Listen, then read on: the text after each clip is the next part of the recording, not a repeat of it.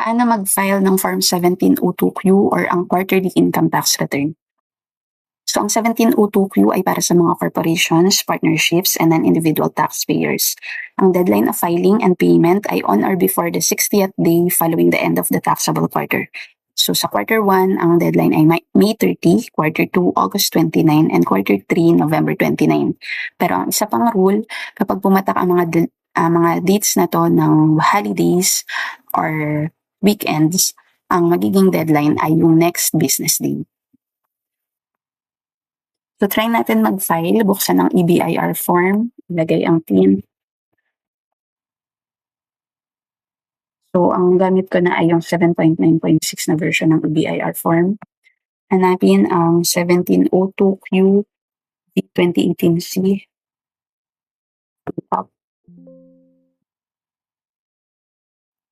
Calendar 12/26. So, first quarter ng 2026 yung gawin natin. Amended return, no. So, itong minimum corporate income tax, nag-start to kapag on the fourth year of the operation. So, kung 2022 ka nag-start ng operation, magka-count ka ng 2023, 2024, 2025. So, 2026 yung pang fourth year mo. Ibig sabihin ngayong 2026, meron ka ng MCIT. So, i-check mo yan. Tapos, domestic corporation in general, 20% yung gagamitin natin. Yung normal rate talaga sa Philippines, corporate income tax is 25%. Pero, merong mga categories na qualified sa 20%. Ito yung mga small corporations. Ito yung mga domestic corporations na may net taxable income na less than or equal to 5 million, yung net taxable income, and total assets of less than or equal to 100 million. So kung pasok ka dyan, pwede ka pa sa 20%. At saka yung mga registered business enterprise or RBEs, companies registered under the enhanced deductions regime as provided in the tax code. So 25%. Kung maliit lang naman yung company. And then, itong i-discuss natin is itemized deductions. So, kung optional standard deduction ang gamit mo, sa sales ka lang maglalagay. Sa itemized deduction, ito yung may cost of sales tsaka may operating expenses. So, dito tayo sa Schedule 2. So, yung sales. So, ito nag-prepare ako ng sample. Ang kailangan lang natin, sales, cost of sales, at operating expense. So, kunyari ang sales ay 248,620. Dito hindi pwedeng maglagay ng decimals. Nakalagay, do not enter centavos, 49 centavos or less, drop down, 50 or more, round up. Cost of sales, 126,685. Tapos, eto kung meron kayong other taxable income, pwede dyang ilagay. Kung wala, 0 lang. Less deductions, dito sa deductions, yung operating expenses, 77. Sample lang to. So, yan. Kung ito ay first quarter, kaya hindi tayo maglalagay dito sa taxable income previous quarters. Pero kung second quarter and third quarter to, lalagyan dito sa number 8 nung number 9 nung last quarter na final ko. So kung halimbawa third quarter itong ifina-file natin, yung taxable income to date nung second quarter ilalagay dito sa number 8 para ma-add din yung taxable income mo nung first quarter and second quarter. So para lahat-lahat ng income mo ay ma-add. Okay, so, and 8, 9, 30.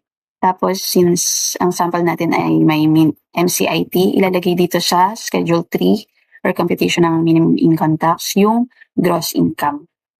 So, ito yun, number 3, 121,935. Kung hindi ka pa qualified sa MCIT, wala kang ilalagay dito.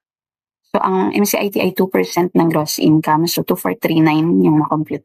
So, i-compare yung whichever is higher dito sa regular income tax rate or RCIT na 8,930 at yung MCIT na 2,439. So, ang mas mataas ay yung regular income tax na 8,930. So, yan. Yung tax due. Tapos dito sa tax credit schedule for prior year's excess credits, maglalagay ka dito kapag yung annual filing mo last year, yung 2025 mo ay negative. So, ibig sabihin meron kang excess credits. Kung positive yun, ibig sabihin nagbayad ka, meron kang tax due, wala kang tax credits. So, kunyari, wala. Tapos, dito sa number 5, creditable tax withheld per BIR form number 2307 for the quarter. Kung meron kang form 2307 na na-receive galing sa sales mo, ilalagay mo siya dyan. Kunyari, meron kang 5,000.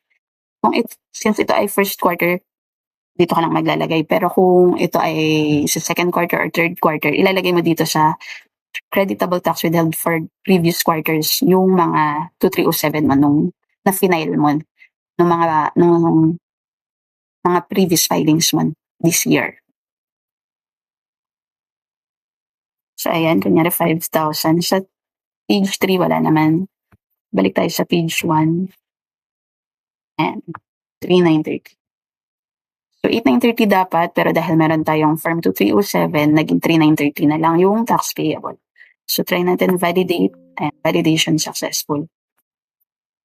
Okay, tapos, recheck kung tama yung mga quarters, year, and then submit.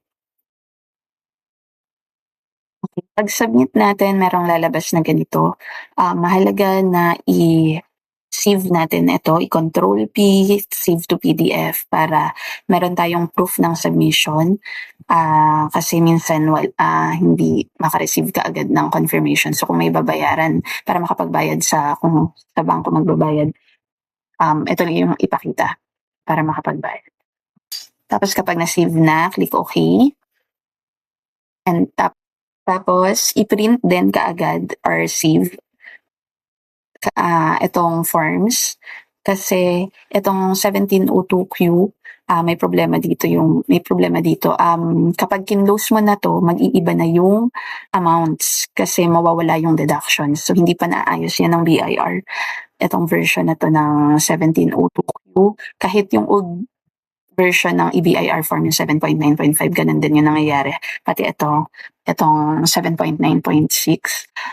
Kapag kinlose mo na siya, mag-iiba na yung amount, mawawala yung deduction. So, mahalaga i-print mo na kaagad bago mo i-close o kaya i-save as PDF. So, sample, print as PDF. Ayan. Kung meron kayong ganito, sana meron kayo Microsoft Print to PDF. Tapos, more settings, advanced, legal daw. Yung gamitin natin na paper. Okay.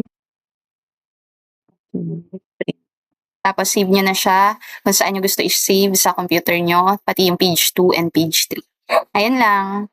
Kaya nyo na yan. Bye-bye.